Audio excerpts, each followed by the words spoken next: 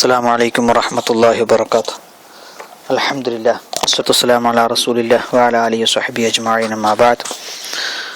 പ്രിയമുള്ള SKSSF media group അംഗങ്ങളെ, അല്ലാഹു സുബ്ഹാനഹു വ തആല അവൻ്റെ അപാരമായ അനുഗ്രഹം കൊണ്ട് ഈ ഗ്രൂപ്പുകളിലൂടെ ഒരുപാട് ദീനി ഉലൂമുകൾ കരസ്ഥമാക്കാനുള്ള സാഹചര്യം ഒരുക്കി തന്നിട്ടുണ്ട്. അള്ളാഹുവിന് 1000 സ്തുതികൾ അർപ്പിക്കുന്നു. നമുക്ക് വേണ്ട വിധത്തിൽ കഴിയുടെ പരമാവധി മതവിജ്ഞാനം നുകരാൻ അള്ളാഹു സുബ്ഹാനഹു വ തആല തൗഫീഖ് ചെയ്യുമാറാവട്ടെ. കഴിഞ്ഞ ആഴ്ച തംബീഹിൽ സലാമിനെ കുറിച്ചുള്ള വിവരണമാണ് ഞാൻ നൽകിയത്. ഇൻഷാ അല്ലാഹ് ഇന്ന് വളരെ പ്രാധാന്യമർഹിക്കുന്ന ഒരു വിഷയമാണ് നിസ്കാരവുമായി ബന്ധപ്പെട്ടത്. അതിനെക്കുറിച്ച് ഒരല്പം വിവരിക്കാൻ ആഗ്രഹിക്കുന്നു. വിശദമായി വിവരിക്കാൻ ഒറ്റ അടിക്ക് സാധ്യമല്ല, ഒരുപാട് കാര്യങ്ങൾ പറയാനുള്ളത് കൊണ്ട്. നിസ്കാരത്തിൻ്റെ 10ാമത്തെ ഫർളാണല്ലോ അവസാനത്തെ അത്തഹിയ്യാത്ത്. അത്തഹിയ്യാത്തിനെ കുറിച്ച് പറയുമ്പോൾ നബി സല്ലല്ലാഹു അലൈഹി വസല്ലം ജാബിർ റളിയല്ലാഹു അൻഹു തൊട്ട് റിപ്പോർട്ടാണ്, കാന റസൂലുള്ളാഹി സ്വല്ലല്ലാഹു അലൈഹി വസല്ലം യുഅല്ലിമുന തശഹുദ കമാ യുഅല്ലിമുന സൂറത മിനൽ ഖുർആൻ. നബി സല്ലല്ലാഹു അലൈഹി വസല്ലമ തങ്ങൾ ഞങ്ങൾക്ക് അത്തഹിയ്യാത്തിനെ പഠിപ്പിക്കുമായിരുന്നു. ഏത് പ്രകാരം? കമാ യുഅല്ലിമുന സൂറത മിനൽ ഖുർആൻ. ഖുർആനിൽ നിന്ന് ഒരു സൂറത്തിനെ പഠിപ്പിക്കുന്നത് എപ്രകാരമാണോ അപ്രകാരം നബി സല്ലല്ലാഹു അലൈഹി വസല്ലമ തങ്ങൾ ഞങ്ങൾക്ക് അത്തഹിയ്യാത്ത് പഠിപ്പിക്കുമായിരുന്നു എന്ന്. അപ്പോൾ അതിൻ്റെ ഗൗരവം നമുക്ക് മനസ്സിലാക്കാൻ സാധിക്കും. നിസ്കാരത്തിൽ ഫാത്തിഹ എപ്രകാരമാണോ അക്ഷരത്തെറ്റില്ലാതെ നാം പാരായണം ചെയ്യേണ്ടത്, അപ്രകാരം തന്നെയാണ് അത്തഹിയ്യാത്തും അക്ഷരത്തെറ്റുകളൊന്നുമില്ലാതെ നിയമങ്ങൾ പാലിച്ച് നാം ഓതേണ്ടത്. ഇല്ലെങ്കിൽ ആ അത്തഹിയ്യാത്ത് നിഷ്ഫലമാണ്, ബാത്തിലായി പോകും. അതുകൊണ്ട് തന്നെ കഴിഞ്ഞ ക്ലാസ്സുകളിൽ അഥവാ നമ്മുടെ മീഡിയ ഗ്രൂപ്പിൽ ഫാത്തിഹയിലെ തെറ്റുകൾ ചൂണ്ടിക്കാണിക്കുന്നതിന് വേണ്ടി, നന്നാക്കുന്നതിന് വേണ്ടി ഒരു സെഷൻ വെച്ചിരുന്നു. അതുപോലെ ഒരു സെഷൻ അത്തഹിയ്യാത്തിൻ്റെ വിഷയത്തിലും വെക്കേണ്ടതുണ്ട് എന്ന് ഈ അവസരത്തിൽ ഞാൻ അഭിപ്രായപ്പെടുകയാണ്.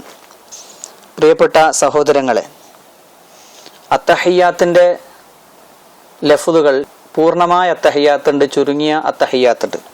പൂർണ്ണമായ അത്തഹിയ്യാത്ത് ഞാനിവിടെ ഓതാൻ പോവുകയാണ്. അത് സശ്രദ്ധം എല്ലാവരും ശ്രവിക്കുമല്ലോ. എന്നിട്ട് അതുമായി ബന്ധപ്പെട്ട നിയമങ്ങൾ ഒരല്പം പറയാം. അത്തഹിയ്യാത്തുൽ മുബാറകാത്തുസ് സ്വലവാത്തുത് ത്വയ്യിബാതു ലില്ലാഹ്. അസ്സലാമു അലൈക അയ്യുഹൻ നബിയ്യു വറഹ്മത്തുള്ളാഹി വബറകാതുഹു. അസ്സലാമു അലൈനാ വഅലാ ഇബാദില്ലാഹിസ് സ്വാലിഹീൻ. അഷ്ഹദു അൻ ലാ ഇലാഹ ഇല്ലല്ലാഹ് വ അഷ്ഹദു അന്ന മുഹമ്മദർ റസൂലുള്ളാഹ്. ഇതാണ് അത്തഹിയ്യാത്തിൻ്റെ ലഫ്ളുകൾ. ഇത് ഓരോന്നിനെക്കുറിച്ചും നിങ്ങളോട് വിശദീകരിക്കേണ്ടതുണ്ട്. ഇൻഷാ അല്ലാഹ് അടുത്ത ക്ലാസ്സുകളിലായിട്ട് നമുക്ക് വിശദീകരിക്കാം. ഇതിൽ പ്രധാനമായി നാം ശ്രദ്ധിക്കേണ്ടത്, അതായത് ഒരു പദത്തിന്, ഈ അത്തഹിയ്യാത്തിൻ്റെ ചുരുങ്ങിയ രൂപമുള്ള പദങ്ങളുണ്ട്. ചുരുങ്ങിയ അത്തഹിയ്യാത്തുണ്ട്, ഏറ്റവും ചുരുങ്ങിയ അത്തഹിയ്യാത്ത്. അതിലുള്ള ഒരു പദത്തെ തുല്യ അർത്ഥമുള്ള മറ്റൊരു പദമാക്കി മാറ്റാൻ പാടില്ല. ഇത് പ്രത്യേകം ശ്രദ്ധിക്കേണ്ടതാണ്. അതുപോലെ തന്നെ പിന്നെ അത്തഹിയ്യാത്തിൽ ഇപ്പോൾ ഉദാഹരണമായി പറയുമ്പോൾ അയ്യുഹൻ നബിയു എന്നുള്ളിടത്ത് അയ്യുഹർ റസൂലു, ആ നബിക്ക് പകരം റസൂൽ എന്നുള്ള പദം ചേഞ്ച് ആക്കുക. അതുപോലെ തന്നെ മുഹമ്മദ് അന്ന മുഹമ്മദൻ എന്നുണ്ടല്ലോ, ആ മുഹമ്മദ് എന്നുള്ളിടത്ത് അഹമ്മദ് എന്ന പദം ചേഞ്ച് ആക്കുക. ഇങ്ങനെയുള്ള പദം മാറ്റി മറിക്കാൻ പാടുള്ളതല്ല. അതുപോലെ തന്നെ അത്തഹിയ്യാത്തിൽ നാം ഫാത്തിഹയിൽ ശ്രദ്ധിച്ചതുപോലെ ഷദ്ദുകളെല്ലാം ശ്രദ്ധിച്ചാണ് അത്തഹിയ്യാത്ത് ഓതുമ്പോൾ നാം ശ്രദ്ധിക്കേണ്ടത്. ഷദ്ദുകളെല്ലാം നല്ലവണ്ണം ശ്രദ്ധിക്കേണ്ടതുണ്ട്. റിആയത്തു തദ്ദീദാത്തി, ഷദ്ദുകളെ സൂക്ഷിക്കുക. ഉദാഹരണമായി പറയുമ്പോൾ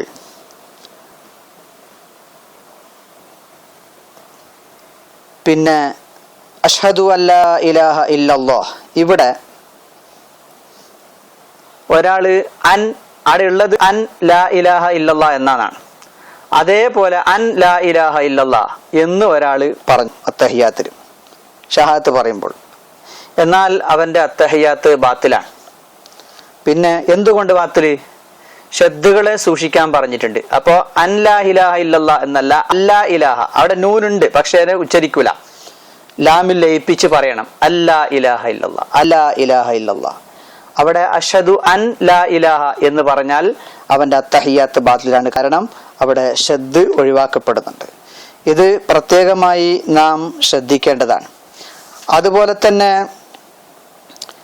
പിന്നെ വളരെ അധികം ശ്രദ്ധിക്കേണ്ട കാര്യം മുഹമ്മദുൻ റസൂലുള്ളാഹ്, അഷ്ഹദു അന്ന മുഹമ്മദുർ റസൂലുള്ളാഹ് എന്നുള്ളിടത്ത്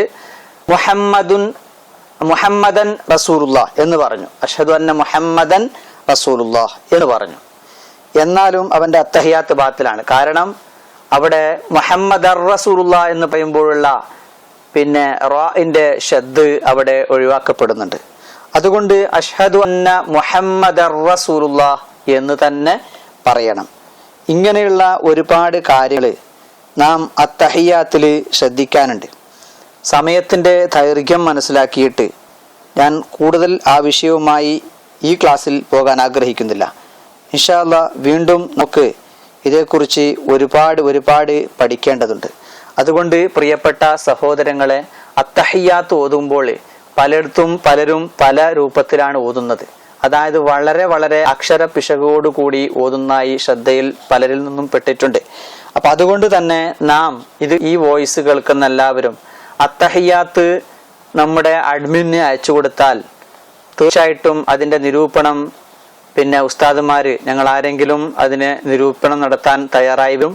അപ്പോൾ നിങ്ങളുടെ അത്തഹിയാത്ത് നന്നാകും, നിസ്കാരവും നന്നാകും, ഇല്ലെങ്കിൽ നിസ്കാരത്തിന്റെ കോട്ടവും സംഭവിക്കും. അതുകൊണ്ട് പ്രിയപ്പെട്ട സഹോദരങ്ങളെ, അത്തഹിയാത്തിന്റെ ഓരോ അക്ഷരങ്ങളും അതുപോലെ തന്നെ അതിന്റെ ശബ്ദങ്ങളും അതിൽ ചേർത്ത് ഓതേണ്ട കാര്യങ്ങളും ഒക്കെയും ഇൻഷാ അല്ലാഹ് നമുക്ക് വളരെ വിശദമായി അതിനു വേണ്ടി ഒരു സെഷൻ തന്നെ നമുക്ക് നീക്കി വെക്കാം. അല്ലാഹു സുബ്ഹാനഹു വ തആല നല്ലത് പഠിക്കാനും പഠിച്ചതനുസരിച്ച് പ്രവർത്തിക്കാനും നമുക്ക് എല്ലാവർക്കും തൗഫീഖ് ചെയ്യുമാറാവട്ടെ. ഈ അത്തഹിയാത്തിന്റെ വിഷയത്തിൽ ഇതൊരു തുടക്കം മാത്രമാണ്. ഒരുപാട് കാര്യങ്ങൾ അതിന്റെ അർത്ഥങ്ങൾ പറയാനുണ്ട്. പിന്നെ അതിന്റെ ഓരോ പദങ്ങളുടെയും അത്തഹിയാത്തിന്റെ സന്ദർഭങ്ങൾ പറയാനുണ്ട്. അതുപോലെ തന്നെ ഒരുപാട് കാര്യങ്ങൾ, വളരെ വിശിഷ്ടമായ ഒരുപാട് കാര്യങ്ങൾ ഒരുപക്ഷെ നിങ്ങൾ കേൾക്കുക പോലും ചെയ്തിട്ടുണ്ടാവൂല. അത്തരം ഒരുപാട് കാര്യങ്ങൾ ഇതേക്കുറിച്ച് നമുക്ക് പറയാനുണ്ട്, ഇവിടെ വിശദീകരിക്കാനുണ്ട്. ഇൻഷാ അല്ലാഹ് അടുത്ത ആഴ്ച വീണ്ടും നമുക്ക് കാണാം. അല്ലാഹു തൗഫീഖ് ചെയ്യട്ടെ. അസ്സലാമു അലൈക്കും വറഹ്മത്തുള്ളാഹി വബറകാതുഹു.